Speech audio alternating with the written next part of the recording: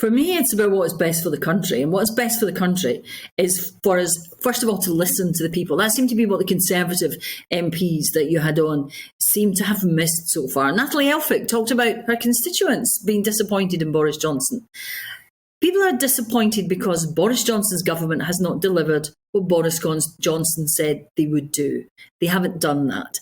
And I will be disappointed in the Conservative MPs today if they don't put the country, those people's well-being first, because this is a Prime Minister, remember, who partied while the voters were going through enormous challenges and accepting that they had to follow the rules because that was what was best for everybody. And that is what has changed since the last general election.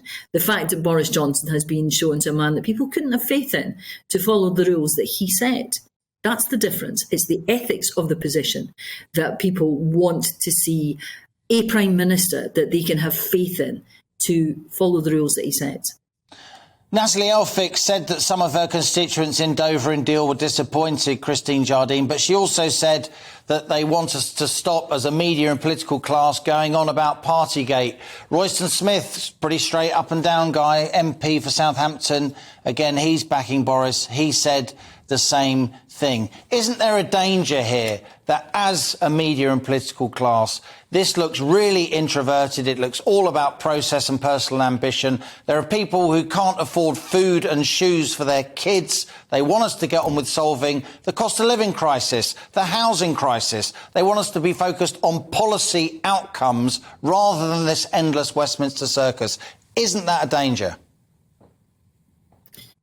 It wasn't the political class or the Westminster media or MPs who were outside the Thanksgiving service at the weekend and booed Boris Johnson. It was people who know the reality of the cost of living crisis. And that's the problem that this government can't get away from. They are now seen by people up and down the country as completely out of touch with what they're going through and a bit arrogant and not actually caring about what they are going through. And, you know, you were right at the beginning. What we are finding is that more and more people who are lifelong Conservatives are saying they're not going to vote for this Conservative Party again because of Boris Johnson, and they are coming to us. For me, the important thing is this is not a man who should be in charge of the country at this critical time in our history when so many people are suffering.